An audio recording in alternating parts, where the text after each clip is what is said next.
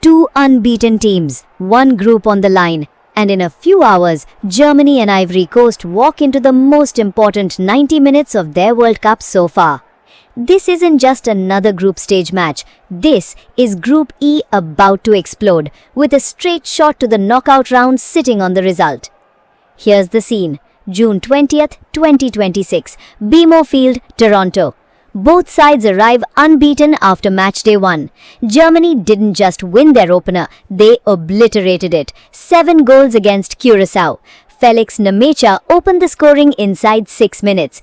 Curaçao actually equalized through Livano Comenencia before Germany buried them completely. A Kai Havertz brace plus goals from Schlotterbeck, Musiala, Brown and Undav. Final score 7-1.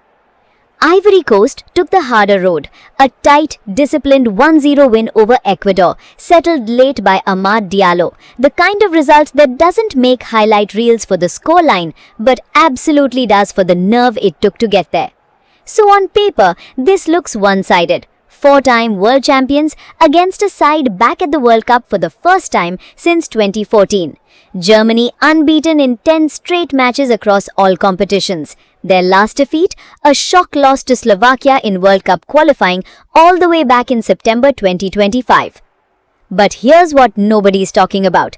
Ivory Coast aren't just here to make up the numbers. They're the reigning African champions, coached by Imers Faye, the man who won them the Africa Cup of Nations. And heading into this tournament, they didn't just play warm-up friendlies. They beat France. They beat South Korea. This is a team that's already shown it can hurt the biggest names in football. And there's a twist buried in Germany's win that should worry their fans more than the scoreline suggests. They let a side with a population of just 156,000 people equalize against them by the 21st minute.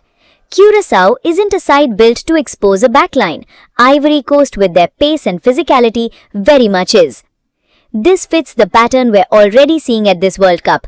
Big European nations cruising on paper, then suddenly finding out the gap isn't as wide as the history books suggest.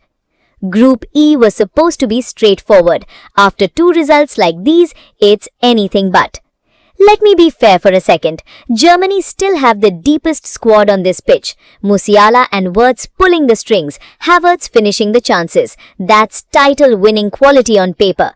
Ivory Coast will likely sit in a low block and look to break. And against a team this clinical, that's a dangerous game to play for 90 minutes. But picture it from Ivory Coast's side. This is their first ever competitive meeting with Germany. The two nations have met exactly once before. A friendly back in 2009 that ended 2-2. Podolski scoring for Germany, Eboué and Doumbia replying for the Ivorians. Nothing on the line that day. Tonight, everything is.